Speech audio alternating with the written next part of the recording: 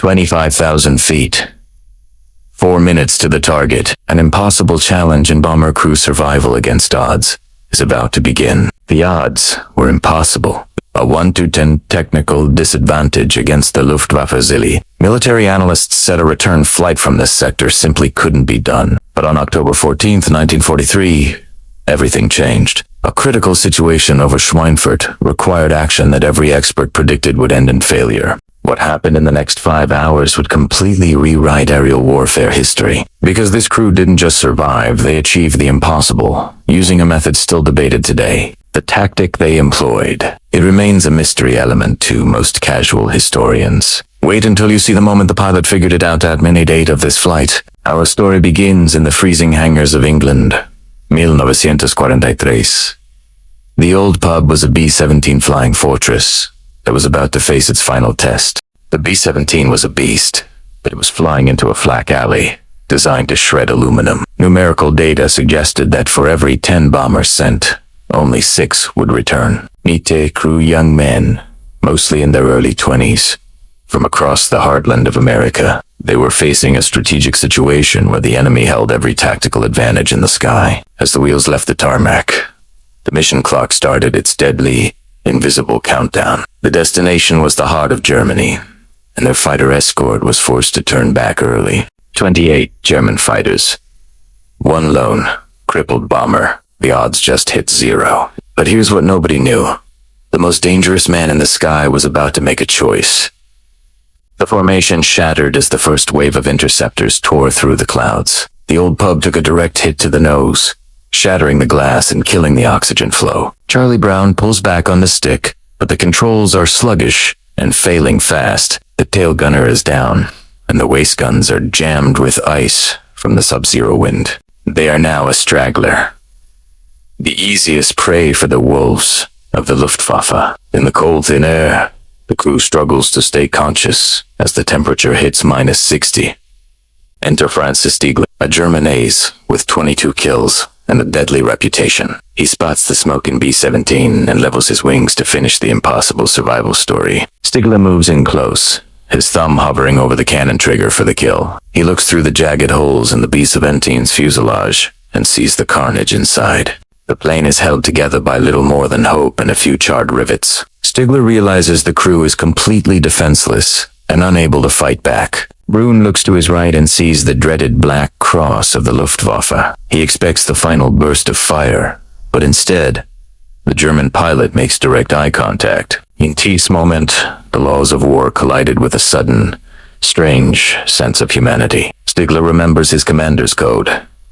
You do not shoot a man in a parachute. Stiegler is trying to communicate, but the American pilot is too dazed to understand. He isn't firing. He's actually escorting them, shielding them from his own ground flak. The German ace is now protecting an American bomber from his own side's guns. The next 60 seconds would change everything as they approach the heavily guarded coastline. They are over the open water now, but the B-17's engines are failing one by one. Stiegler stays on their wing, a silent guardian in a sky full of enemies. Brown watches the oil pressure drop to critical levels on the remaining engines. We won't make the coast, he tells his co-pilot, though there's nowhere else to go. Stiegler knows he cannot cross into Allied airspace without being shot down himself. He offers a final salute, peels his fighter away, and disappears into the clouds. Now, the crew is truly alone, miles from home with a plane that is structurally failing. Every minute they stay in the air is a miracle of engineering and sheer willpower.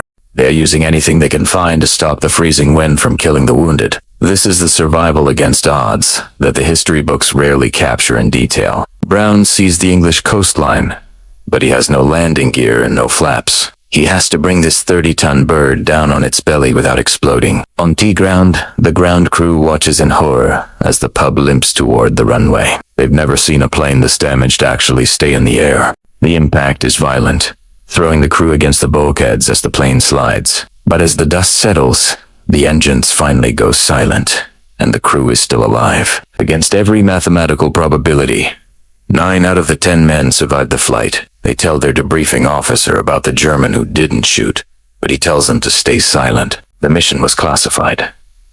The story of the German pilot was buried for decades. Wait until you see how they found each other 40 years later. It's the ultimate twist. For 40 years, Charlie Brown lived with the memory of the man who saved his life. He didn't know his name, his rank, or if he had even survived the rest of the war. In 1986, Brown began a quest that his friends called Another Impossible Mission. He started writing 2 veteran newsletters, searching for the German who spared a B-17.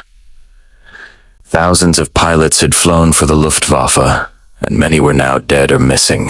The odds of finding one specific pilot from one specific day in 1943 were nearly zero. Across the world in Vancouver, Franz Stigler had started a new life after the war. He often wondered if the American bomber had ever made it home or if his mercy was in vain. Stigler sees the ad. His heart stops. The dates, the location, it all matches perfectly. He sits down and begins to write the most important letter of his life. "I saw you through the window," the letter read.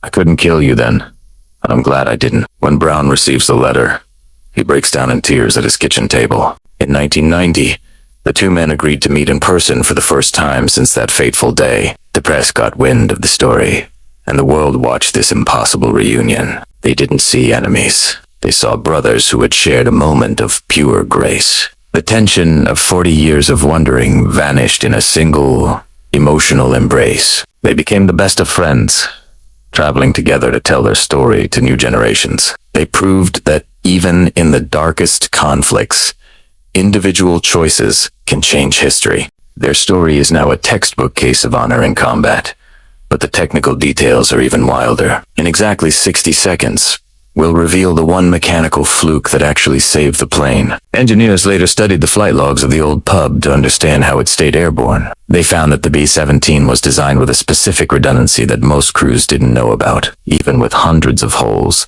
the self-sealing fuel tanks prevented a mid-air explosion. This tactical innovation was the only reason the plane didn't turn into a fireball over Germany. Many of the German shells failed to detonate because they were fired from too close a range. The fuses hadn't had time to arm themselves before impact, leaving them as duds. Compared to other bombers of the era, the B-17 could absorb 40% more damage and stay level. It was a flying fortress in more than just name. It was a miracle of 1940s engineering. Only one control cable remained intact for the entire flight. One controlling the elevators. If that single wire had snapped, the plane would have entered a terminal dive instantly. The crew had also mastered a dead-stick gliding technique that wasn't in the manual. By feathering the remaining propellers, they stretched their glide path by over 30 miles. At the 4-hour mark, the crew was flying purely on adrenaline and instinct. This is where the psychological toll of survival against odds becomes a factor in military doctrine. The tail gunner, Eckenrode, had been killed instantly, but his body actually shielded the others. The tragic reality of war meant that even loss contributed to the survival of the rest. The ground crew counted over 200 holes in the fuselage alone. One sergeant remarked that it was a collection of holes flying in formation. This specific incident changed how the Air Force views honor in combat forever. Wait until you see how this story influenced modern rules of engagement for pilots today. Today, the Brown-Stigler incident is taught as a master class in ethical decision. It forces young pilots to ask, when does a target stop being a target and start being a person? The incapacitated enemy rule in modern ROW draws a direct line back to this event. It established that mercy isn't just a moral choice. It's a standard of professional conduct. While the Geneva Convention covers parachutists, it didn't specifically cover crippled aircraft. Franz Stigler's choice created a gray area of honor that had never been documented before. Modern technology makes it easier to kill from a distance, which makes this story more relevant. The lesson is that the man behind the machine must always remain the final authority. It took decades, but Charlie Brown and his crew were eventually recognized for their skill. But for them, the real award was the extra 60 years of life they were given. Stigler passed away in 2008, followed shortly by Brown later that same year. They died as brothers, separated by a war but united by a single moment of grace. Their story is a reminder that impossible odds aren't just about the machines we fly. They are about the spirit of the people inside them and the choices they make. Whenever a pilot faces an impossible challenge, they remember the old pub. They remember that even in the middle of a world war, humanity can find a way to land. From the first hit to the final salute, every second was a miracle of survival. The data says they should have crashed, but the story says they soared. You think you know the whole story, but there's one more survivor we haven't mentioned. There was an 11th passenger on that plane, and his story is the weirdest part of all. Meet Tripwire, the unofficial mascot who was tucked away in the radio room. In the chaos of survival, even the smallest life hung in the balance. Pet Shout had been holding the dog to keep it from freezing as the cabin temperature plummeted. Keeping their mascot alive was the crew's way to stay sane in the madness. When the flak hit, the heating system died, leaving the crew and Tripwire in a deep freeze. Every expert predicted failure, not just for the men, but for every living thing. When the old pub finally skidded to a halt, the dog emerged completely unharmed. It became a symbol of luck for the entire 379th Bomb Group for the rest of the war. The dog lived a full life, but the crew's trauma was only just beginning. Survival is one thing. Living with the memory of the enemy who saved you is another. Charlie Brown stayed in the Air Force, but he never mentioned the German pilot to his superiors. He knew admitting a German had saved him could be seen as treason in 1944. On the other side, Franz Stigler faced his own impossible challenge. Had his wingman reported the escort, Stigler would have faced a firing squad for helping the enemy. He flew hundreds more missions, but he never forgot the faces in the windows of that. BDSC Siete, he had achieved a 23rd moral victory that would never appear on his official tally. Most crews who fell behind the formation that day never made it to the coast. This specific story stands out because it breaks every tactical rule of the era. For 40 years, the U.S. Air Force suppressed the details of this specific flight. Wait until you see the document they finally released in the 90s. It changes the narrative entirely. The declassified files revealed that Charlie Brown's report was marked top secret. The command didn't want other pilots expecting mercy from the Luftwaffe. The war was at its most brutal, and humanity was considered a dangerous distraction. But the crew of the old pub knew that mercy was the only reason they were breathing. Stigler's Me-109 was armed with two 20mm cannons and two 30mm machine guns. One 3-second burst would have disintegrated the B-17. He literally chose not to kill. General LeMay's doctrine was focused on total war. In his world, the impossible challenge was winning at any cost, regardless of individual stories. Brown spent his life wondering if the German pilot was a good man or just tired of killing. The ambiguity of war makes every hero's story a complicated puzzle of ethics. October 14th, 1943, became known as Black Thursday due to the horrific losses. Against this backdrop of mass death, the survival of one lone bomber seems even more miraculous. The Nose Art, the old pub, was a reminder of home, a place they never expected to see again. Tactical innovations involve weapons. Here, the innovation was a pilot's conscience. Modern metallurgical analysis shows the B-17's wing spars were close to snapping. The plane was literally dead in the air, held up only by the aerodynamics of a miracle. They became doctors, lawyers, and fathers, never telling their children about the German ace. They lived quiet lives, built on a foundation of a secret they were ordered to keep. Legend says the old pub appeared on British radar before it should have been possible. How did a plane with no working navigation find its way through a total cloud blackout? With their compass shattered and the radio dead, they were flying blind over the sea. Brown later admitted he was steering by the feeling of the sun through the clouds. They knew they had exactly 14 minutes of fuel left before the engines would seize. If they hit the water, the damaged airframe would sink in less than 30 seconds. That's one down. 3 more to go, Brown whispered as the outer left engine died. The running count of failing systems was a countdown to their certain death. The impossible odds were now purely physics-based. Notice what happens next. The wind shifts, providing a rare tailwind that pushed them toward East Anglia. At minute 9:45 of this struggle, the navigator finally spotted the cliffs of Dover. They weren't just surviving. They were defying every law of aviation known in 1943. The plane was so damaged it was never flown again. It was scrapped within 48 hours. Engineers couldn't believe it had held together for the 300-mile flight across the sea. Stigler told his crew he had shot the bomber down to explain his missing ammo. It was the first and only time he lied to his superior officers during the war. That exact coordinate in the sky is now a point of pilgrimage for aviation historians. It marks the spot where a survival against odds story turned into a legend of human grace. Imagine you're in that cockpit, waiting for the killing blow that never comes. That psychological tension is what keeps this story at the top of World War II survival archives. This is where it gets really interesting. Stigler wasn't just any pilot. He was a decorated hero who had lost everything. And this B-17 was his last chance at redemption. Stigler had lost his brother and his home to Allied bombing raids earlier in the war. He had every reason to pull the trigger, yet he saw his own humanity in the enemy. When they finally met, Brown asked, "Why didn't you shoot?" Stigler's response was simple. "I couldn't. You were already dead, and I didn't want to be the one to do it." Here's why this matters today. The story is a cornerstone of just war theory. It is used to train officers in the importance of individual moral agency during combat. Both men were technically enemies, but history has awarded them the same title. Survivor. The strategic innovation here wasn't a weapon, but the courage to refuse a kill. The immediate outcome was 10 lives saved. The long-term impact was a global lesson in mercy. It remains the most requested story in the history of the 8th Air Force archives. In an age of autonomous weapons, the Brown-Stigler incident reminds us of the human element.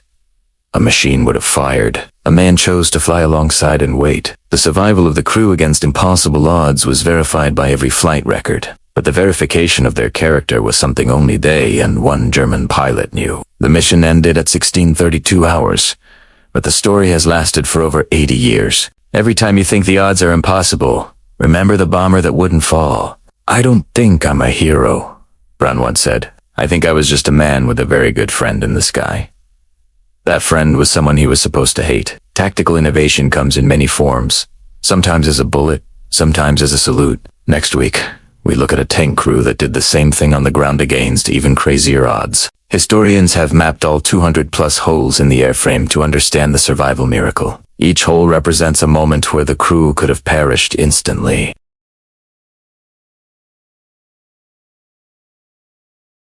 The Flying Fortress was built with a structural integrity that exceeded all military requirements. Even with cylinder heads shattered, the engines continued to produce 60% power. This technical innovation was a secret weapon that the German High Command never fully understood. The timeline of events shows the crew was flying on empty for the last 40 minutes. Every expert predicted the plane would drop into the sea, just miles from the English coast. On the board, the old pub was listed as missing in action for 6 hours. When it appeared in the sky, the air traffic controllers thought they were seeing a ghost. Modern applications of this story include de-escalation training for special forces. It teaches that even in high-stakes combat, there is a place for tactical restraint. Brown, Luke, Sadak, Pechout, Eckenrode names that are now etched in aviation history. Each of them lived to tell a story that the military initially wanted to bury forever. Stigler never won his Knight's Cross for that mission, but he won something much greater. He won the respect of the very men he was ordered to destroy. The impossible odds were conquered not by fire, but by the absence of it. It remains the most beautiful story to ever come out of the most ugly war in history. But there is one final detail about the B-17's landing that we have untold you yet. The plane didn't just land it, performed a maneuver that was technically impossible for its weight. No-Flaps Brown had to sideslip the massive bomber to lose altitude quickly. It's a move for small bush planes, not 30-ton bombers, but he pulled it off. The survival against odds was total, absolute, and verified by every witness on the ground. The long-term impact on military doctrine was the formalization of the code of the air. He was the brother I never had.